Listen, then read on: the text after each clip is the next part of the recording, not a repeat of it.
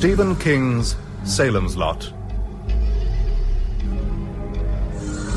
Dramatized in 7 episodes by Gregory Evans.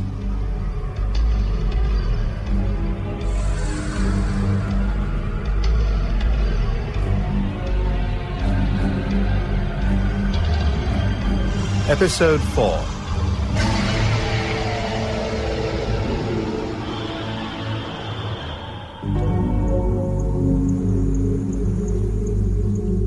You can imagine the situation we were in, Father. By that time, we knew what we were up against. Vampires. Vampires. Maybe it trips off Mark's tongue, but the rest of us had a little trouble with the word. It's not so easy to get out. The church well knows that evil may take many shapes. Who knew this was happening? Matt Burke, me. Susan was coming around with the idea. I knew, Father. How did you know? Worked it out. I read monster mags and comic books. I know all about vampires. Unfortunately, Mark and me still hadn't met then, so we couldn't compare notes. There was no one else. Well, I guess one or two others were asking themselves some tricky questions. God knows what answers they were getting. But there was a lot of pieces still missing. For instance, I had a bad feeling about the Marston house, but I didn't see how it all tied in with Stoker or Barlow, except as a sort of beacon, attracting evil. We didn't know then that in the 12 years before he shot himself, Hubert Marston had a lively correspondence with an Austrian nobleman called Bryken, who later changed his name to Barlow. But things were starting to come together. And after Floyd Tibbets put me in the hospital, I had plenty of leisure to think it all through. Ben, you asleep? Susan, my God, you look good. Come here. Oh. Oh, I love you, Ben. I love you, too. If I could jump in bed with you right now. Oh, just let me pull back the sheets. How would I explain it to the nurses? I'll tell them you're checking my pulse. Ben? Yeah. A lot's happened in town. Like what? How much of this Count Dracula stuff do you really believe? Matt told you everything? Matt's here in the hospital. 1 floor up in intensive care. What? Why? Heart attack. Oh, God, how serious? Dr. Cody says his condition is stable. I was there when it happened. Oh, tell me about it. First, answer my question. Well, about vampires? Yes. Well, let me guess what you think. You think the Marston house has screwed my brain, right? Well, I'd never put it in such harsh terms, Ben, but I can't believe... Stop. That word can't blocks up everything. That's where I got stuck. Tell me what happened last night and leave can't on one side for a while. Matt had just finished telling me about Mike Ryerson when he heard someone upstairs. Uh-huh. He was very scared, but he went up alone. I heard him call out, then... Oh, I can't. No, can't. Put it aside. Just tell me what happened. There was a thud, like something had fallen. I heard a voice. Whose voice? Well, it was odd. Distorted. It sounded like Mike Ryerson. It can't have been, of course. That word again. Ben, it can't. Mike's dead. Maybe it was a tape recording. Maybe... Oh, Susan. I don't know. Matt murdered Mike, cooked up the vampire story, and did a ventriloquist act while I was downstairs. What, then gave himself a heart attack to make it all more real? Right. Something really happened to Matt. Something that scared him almost to death. But not vampires. It's not rational. No, there's a lot going on in Salem's Lot that's not rational.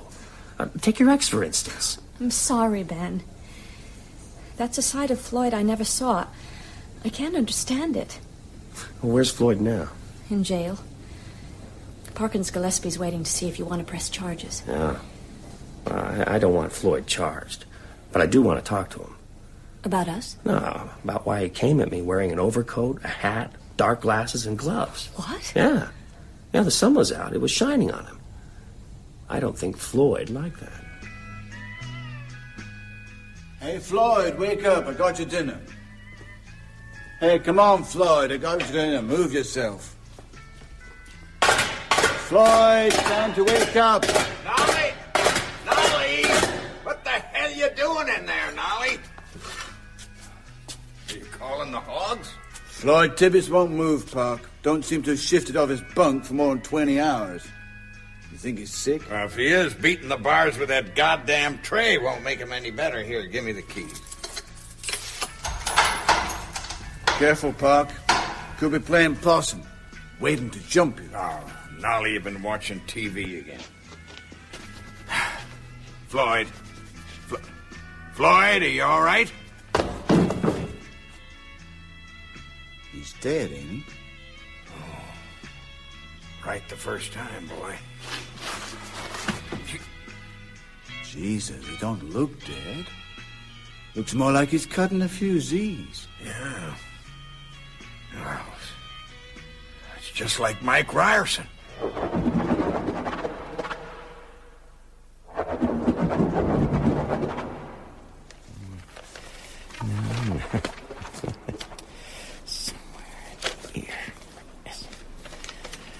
Mr. Crockett. Jesus! You keep your treasures very secure. Who are you? And how the hell did you get in here? Damn place is locked tight. Please, Mr. Crockett. Right. Step out of the shadows. Keep your hands where I can see 'em, mister. Now, unless you want me to blow a hole in that fancy-looking suit... I am Barlow. Oh, shit. Straker's boss. I thought you were out of town. Not anymore. As you see, Mr. Crockett. Did Straker steal a key? Because if he did, I want it back. I'd done some stuff for you, and Straker paid me well. But this is a private office. Put the gun down, Mr. Crockett. It can do no good. No good. So many guns in America. Such faith in these toys. This is a strange land. I was told of your town by a brilliant man, a former townsman himself, now, sadly, deceased. He was right. The folk here are full-blooded, stuffed with aggression and darkness so necessary to... there are no words for it in English. Poco, verdelak, ehrlich. Do you follow? Yes. Come to me, Mr. Crockett. I want to thank you for helping me to settle into your so perfect town. My leisure? No. No. My pleasure.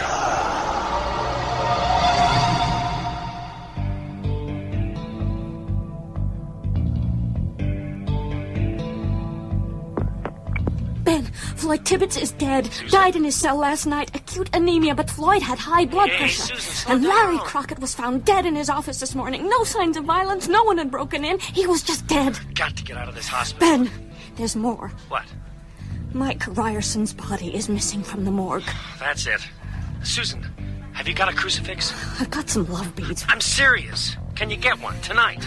I've got a girlfriend who's a Catholic. I could walk No, over... stay in the house. Make one. Leave it by your bed. Ben, I don't believe this. Don't care what you believe. Just make the cross. Humor me, please. Okay. Can you come to the hospital tomorrow around 10? Yes. Good. We'll go up and see Matt. Tell him everything that's happened. Then we better talk to Dr. James Cody. He'll think you're crazy, Ben. You must know that. Maybe. But it all seems more real after dark. Wouldn't you say?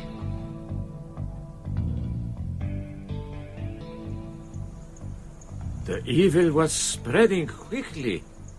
Yes. Far more quickly than we ever realized. And you, Mark, Father? you were confronted with one of these creatures. Yeah. Ben and me worked it out later. It must have been that same night, after Danny Glick's funeral. Mom and Dad had gone to bed, I was asleep. Then something woke me. A noise in the dark.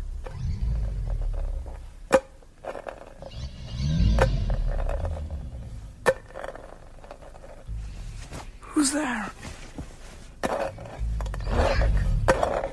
Mark, it's me. Danny. My friend Danny, who I'd seen buried just a few days before. He was staring through the glass, his face pale, his eyes red, something dark smeared around his mouth. I understood right away, not only because of all the magazines and models and stuff, but because I was so frightened. Open the window, Mark. Let me come in. No! I've come to play with you. I don't want to Just play. like I promised. Don't you remember? Go away! You're dead! You're dead! You were going to show me your models. Your monster models. Will you show me? Come to the window, Mark. It's not so bad. Look into my eyes. Not so bad. And you won't be afraid anymore. Open the window, Mark.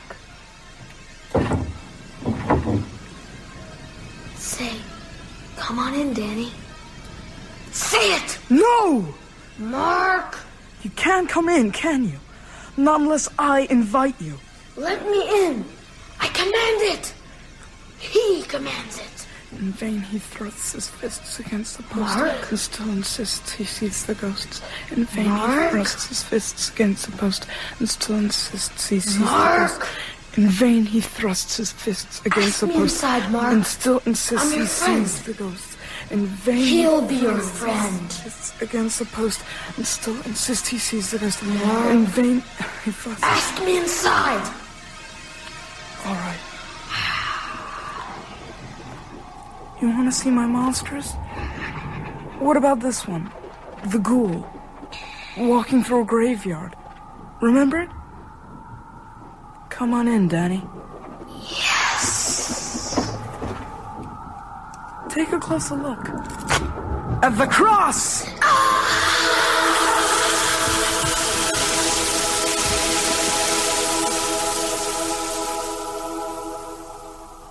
When I touched him with that little plastic cross broken off the model, it went through his flesh like he was smoke.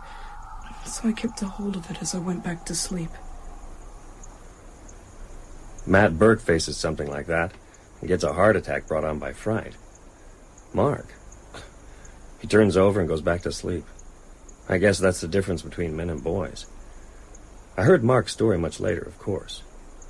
But the next morning, Susan and I were in a room at the Cumberland Hospital, listening to the account of a similar event. His chest was pale and thin. When he saw the crucifix, I must stop saying he. That wasn't Mike Ryerson. It called out something, and then went backwards out of the window like a diver off a board. I heard Susan call out from downstairs. That's right. My chest filled with pain. I keeled over. Saw the crucifix in my hand and felt glad I had it. Next thing I know, I woke in here, hooked up to all these nasty machines. So, what do you think of this hearsay?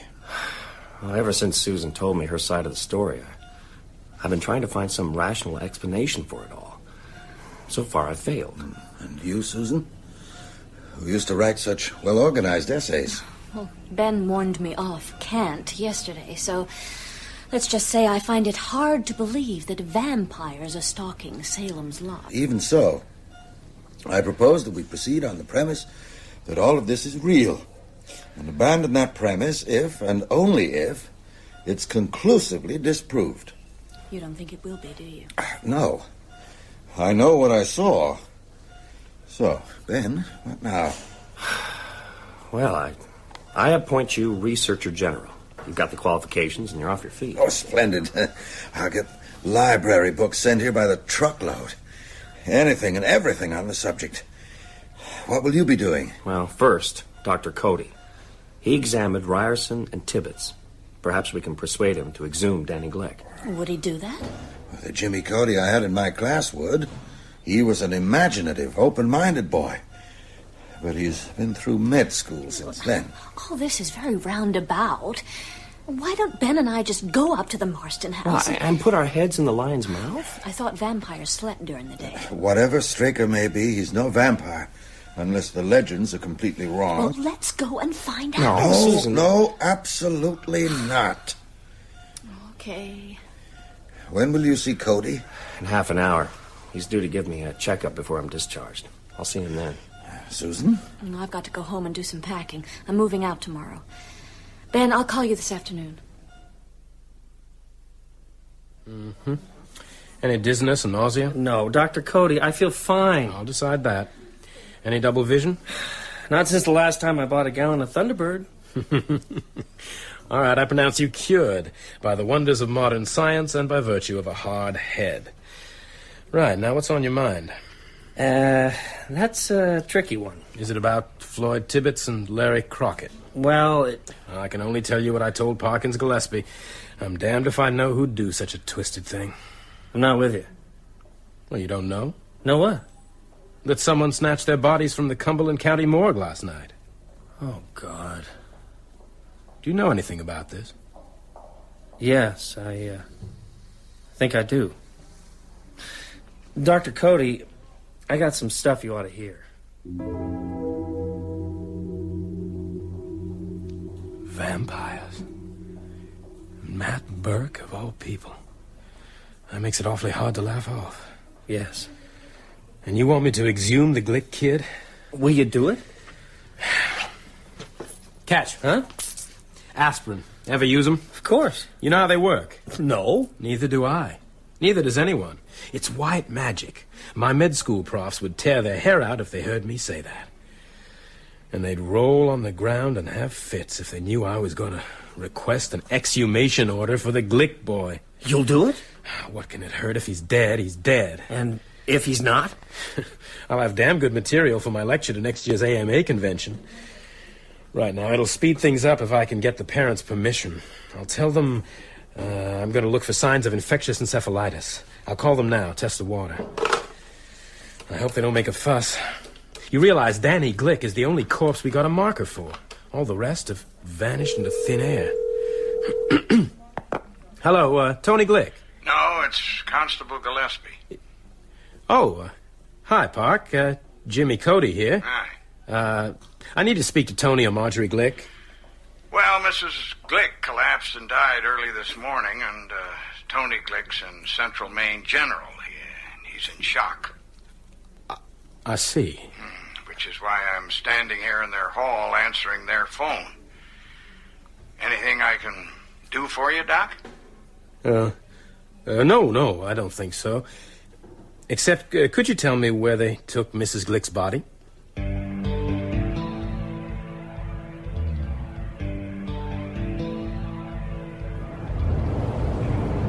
You know, Ben, this is a paranoid's dream. How many people in the lot could drop out of sight and not be missed for a month? 200? 3? Oh, surely not. There's no industry here. People work in Portland or Lewiston or Gates Falls, so a rise in absenteeism wouldn't be noticed. Same with the schools, and TV has killed off the old neighborhood get-togethers. A vampire colony could form in Salem's lot, and no one would know. It could be happening now.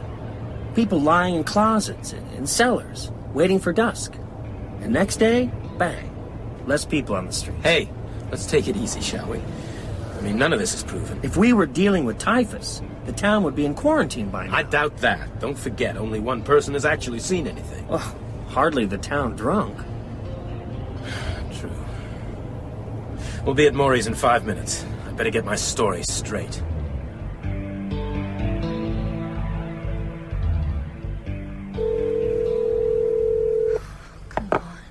Hello? Mrs. Miller, this is Susan Norton. Is Ben there? I'm sorry, Susan. He got in from the hospital about 2:30 and went out straight away with Dr. Cody. Did he say when he'd be back? Not to me. Oh, thanks, Mrs. Miller. Can I give him a message? Tell him I'm trying the direct approach. Say I've gone to the house. The house? He'll know where I mean. And tell him not to worry. I'll take precautions. Maury, I want you to meet a good friend of mine.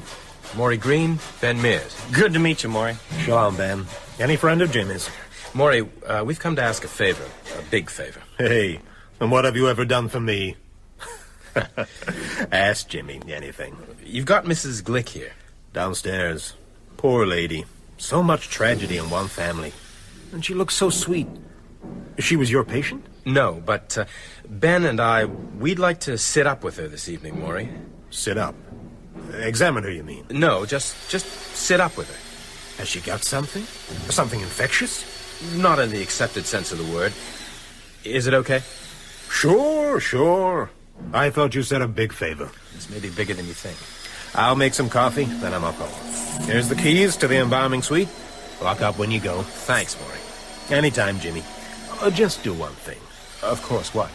If she says anything, write it down.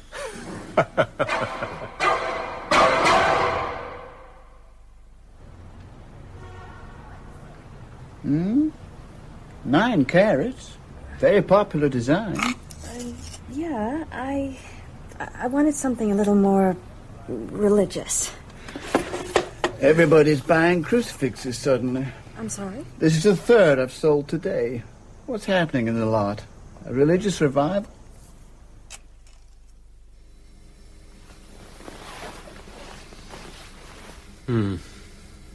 Interesting. No visible trauma. Without an autopsy, it's impossible to say how she died. But her condition Is strikingly similar to Mike Ryerson's. You could see for yourself. No surface lividity. No rigor. If I didn't know, I'd say she'd been dead all of 5 minutes. And now, we wait.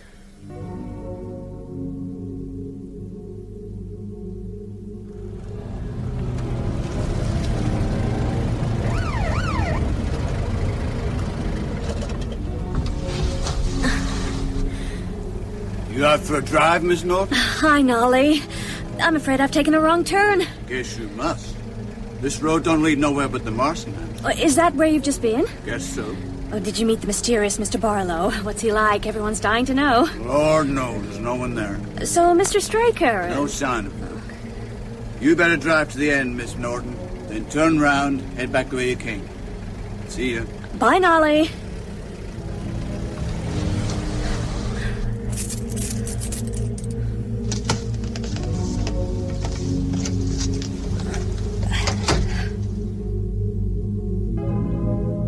In Maury Green's mortuary, Jimmy and I sat in vigil around the stainless steel table that held the draped corpse of Marjorie Glick.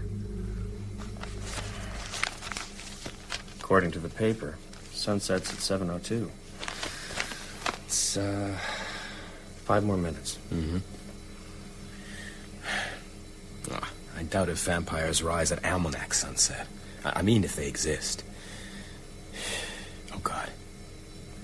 Ben, I've just thought, where's your cross? Cross? Jesus, I don't have one. Pass me my bag, okay?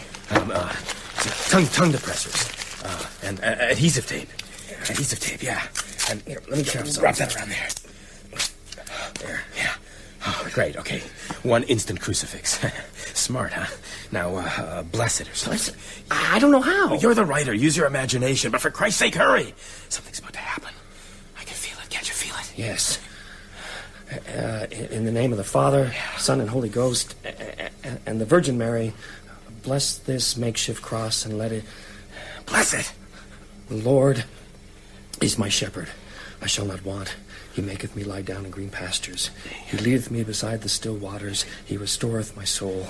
He leadeth me in the paths of righteousness for his name's sake. Yea, though I walk through the valley of the shadow of death, I will fear no evil. Oh, my God. Oh, my God. Man. Her hand. Marjorie Glick's hand snaked out from below the sheet.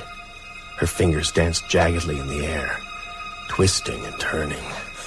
Am I seeing this? Oh. Danny. Danny, darling. Where are you? Stay right there. Get back. Come here. Come to me. Jimmy, don't look at her. Don't look at her eyes. Where is my son? What have you done with him? The cross! Use it! I noticed for the first time that the cross was glowing. Bluish light spilled over my hand.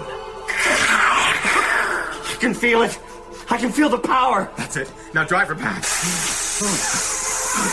her from behind. Jimmy, no! Got her! Jimmy! She fell on him like a flash, gripping at his collar.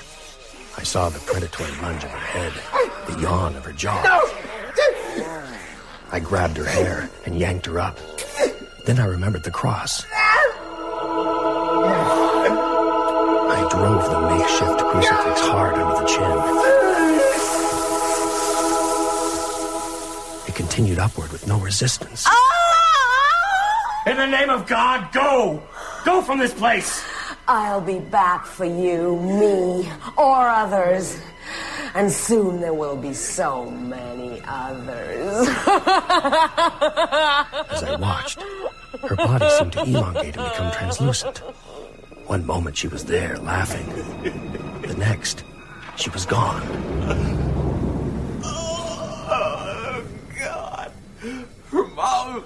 Her dirty, filthy mouth. Jimmy, she's gone. It's okay. She bit me. Oh, my God, she bit me. Ben, don't touch me. I'm unclean. What can I do? My bag. Get my bag. Jesus, man, I can feel it in there. I can feel it working in me. What am I looking for? Disinfectant. That's this? Here. Yes, on my throat.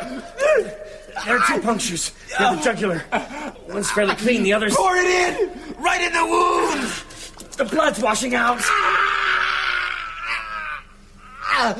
Put the cross on my neck. If I'm still dirty from her, it'll do something. Hold still. Nothing. Oh, thank God. I thought I was going mad. When she was doing it, I liked it, Ben. That's the hellish part.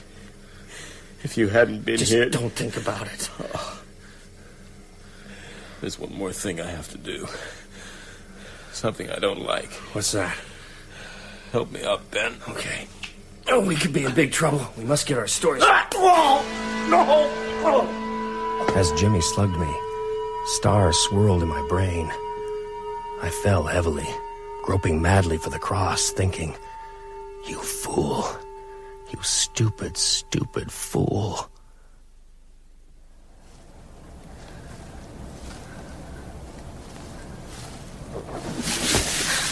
Who's there? I know there's someone there. Please. Come out now. Show yourself.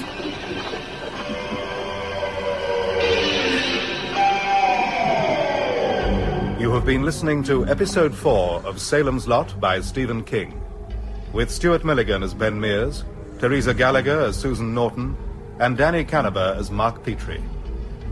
Doug Bradley played Barlow, Gavin Muir, Matt Burke, Kerry Shale, Jimmy Cody, Peter Yapp, Father Grathon, Don Fellows, Parkins Gillespie, Matt Zimmerman, Larry Crockett, David Freed, Danny Glick, Francis Jeter, Eva Miller, George Parsons, Nolly Gardner, Raymond Sawyer, Maury Green, and Natasha Pine, Marjorie Glick. Salem's Lot is dramatized in 7 episodes by Gregory Evans, with music composed by Elizabeth Parker of the BBC Radiophonic Workshop. The director is Adrian Bean.